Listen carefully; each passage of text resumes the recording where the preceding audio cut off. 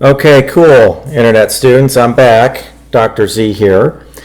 And I was just up in my library slash movie theater in the loft area. And it's so great to be doing these videos after everything has been done, everything has been built, and the homestead is pretty much done, which, as you know, is the bachelor's degree program on our website, University1310.org. But I was going through my master's degree program here for you about legal defense, and of course it's going to be broken down into law, and I'm going to have attorneys talking, to help you out, what it means to be in self-defense and defense of property and defense of others and things like that, which is needed, and your legal rights as a gun owner and things like that. But part of that master's degree program is going to be developing, defense for your property. And I just jotted down a few things here, and I've got some of this stuff already built, but I've got an airstrip for an airplane that goes across diagonally, and it's, the recommended, 1,500 yards, which is for Cessna 172. Then I was reminiscing, I've got 1,000-yard shooting range. Of course, for the heavy guns that you would have, you would be shooting at 1,000 yards. But a lot of you, if for rifles, would be 300-yard shot would be an excellent shot. 100 yards would be, just within range of target shooting. Then there's going to be a handgun course. I've also have a shotgun clay pigeon thrower, which hooks up to your car battery, and we'll have that installed too.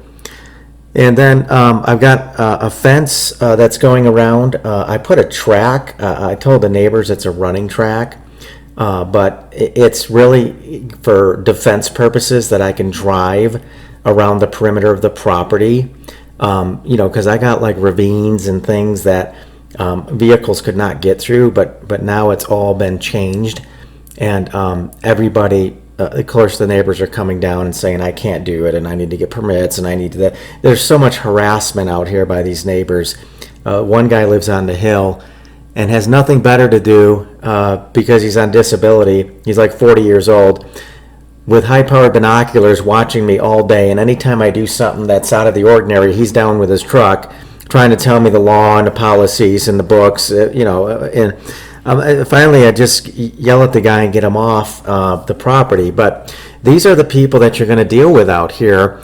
Don't think that if there's a grid down situation in society that these people are going to help you. They're not.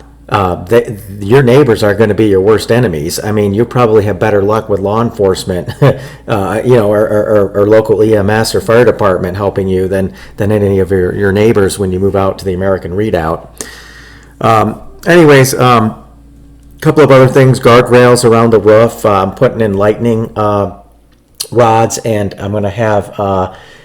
It's going to dub, instead of putting the cable underneath, one of the eaves. It's going to be up about 2 feet, so you can walk on the roof, and if you had to even shoot off the roof, you can do that. And there's going to be these guardrails up, which is essentially the electrical wiring to feed to ground if there's a lightning strike, but it's going to be dubbed as a lightning rod kit for the neighbors so that they don't get too nervous.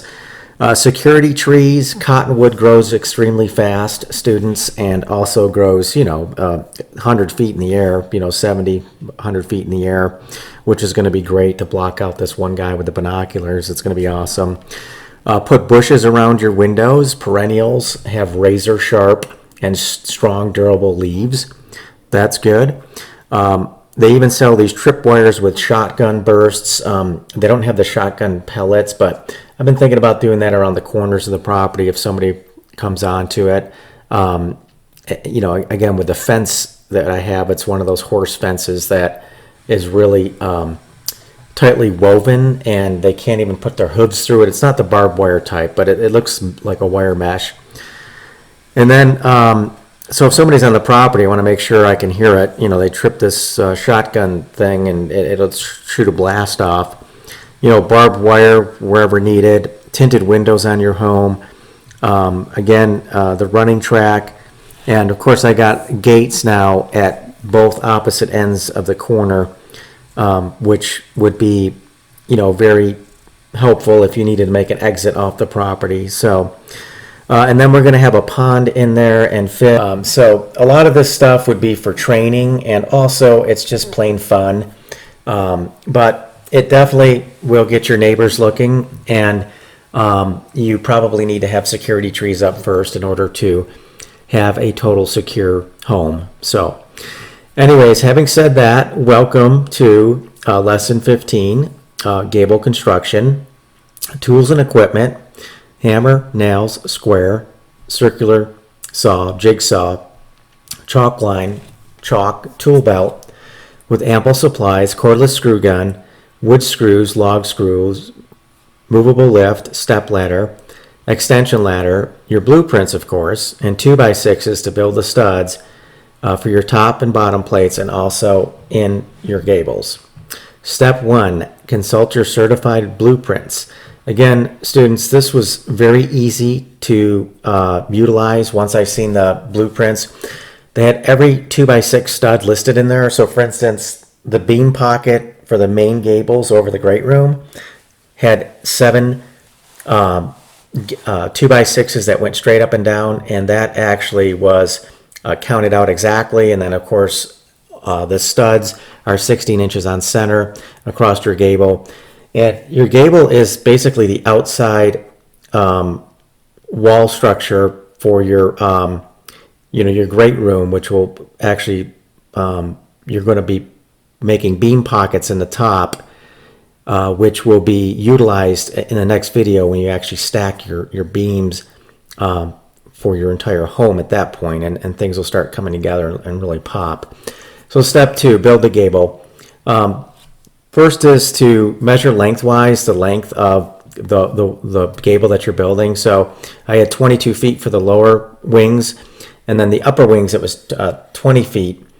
And you have to build your gable, since over the great room it was going to be up on top. I actually built all these gables up on the floor of the loft, and then I built the wing gables first and then slid them out right onto the top plate of your logs that were stacked, and then the other 2 gables were built and they were slid out, and I built a scaffold for that opening over the great room, and that actually worked just fine. So okay, again, you want to make sure that your gables are at the correct span, and once they're built, you're going to build them out of 2x6s, and then you're going to slide them out and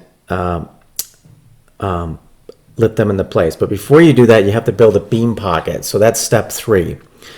And this is the tricky part, because you have to take into account the angles and also the height and the center of the gable and the outer edges of the gable.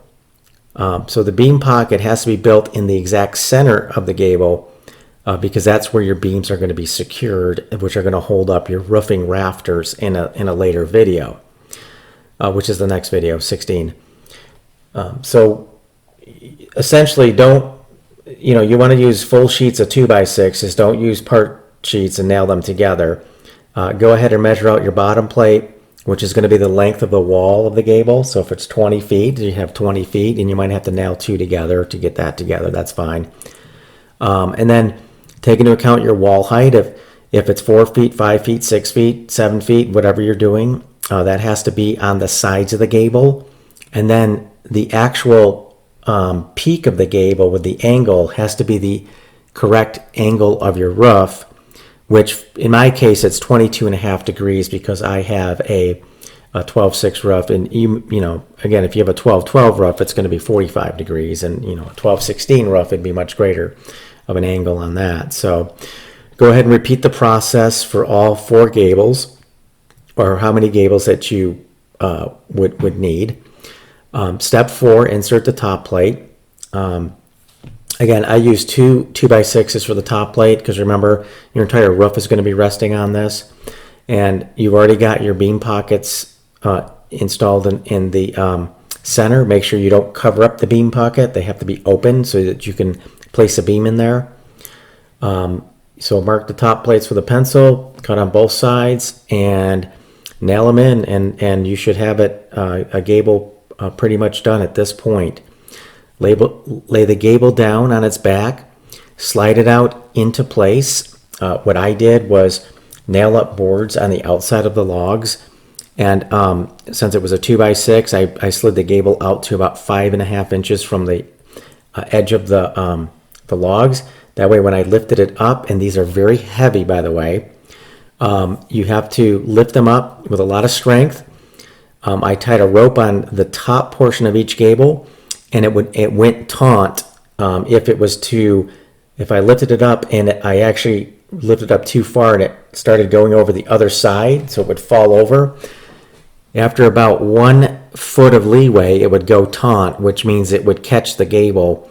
So that way I wouldn't be losing the gable over the side of the entire stack of logs onto the ground, or even smashing windows and things out. So, and that's another thing. So next step is step 5. You want to leave room for windows or doors. I had one window in one of the gables on one side, and then I had those 4 log home windows, 2 4-footers and 2 7-footers on the other side of the great room, and I had to make sure I had calculated all of that in there correctly, and the angles, and they were nice 2x6s as well.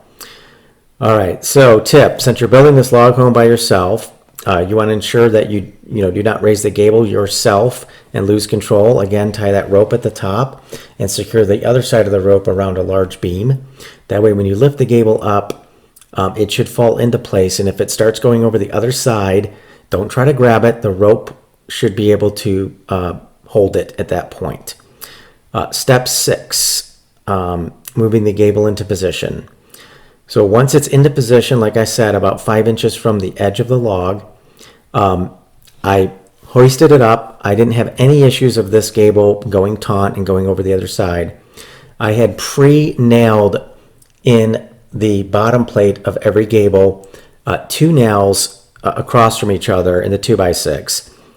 About every, I would say, 10 inches.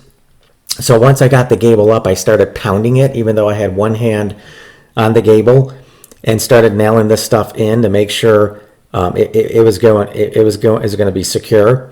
And then once I could take my hand off the gable, and I knew it was kind of sturdy after about 4, 5, 6 nails, I would put the level on it quickly to make sure it was level, and then I would pound in the rest of the nails and making sure it was flush with the outside of the logs itself.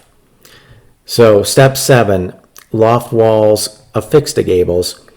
So lastly, I built a 5-foot wall for the movie theater. I didn't want a full room, actually, which would be like 7, 8 feet high, because I wanted to maintain the whole house again, and it was easier with a 5-foot wall, and then in the center it would be 9, 10 feet high, which I could maintain it dusting and burnishing and things like that. So, but those are the 2 side walls that you see from the picture here. And they ran the entire span of the log home, and also they affixed on both sides of the gables. So the 2 great room gables, which were the big ones, all 4 corners of those gables were affixed with log screws into that wall, and then the wall was affixed to the top plate of the logs itself, and then also on the great room floor. So everything was secure and snug and extremely well built. And make sure you are building this with extreme caution and also to last. You don't want this to be something that is a passing project, and you want it to be something that you're proud of and that people understand that you knew what you were doing and you spent the money and took the care to do it right. And in closing, please click the like button, and please subscribe to the channel, students. Write your 1-sheet paper, and then we'll see you in the next video. And if you've got a chance, drop a $5 donation to www.university1310.org. Godspeed.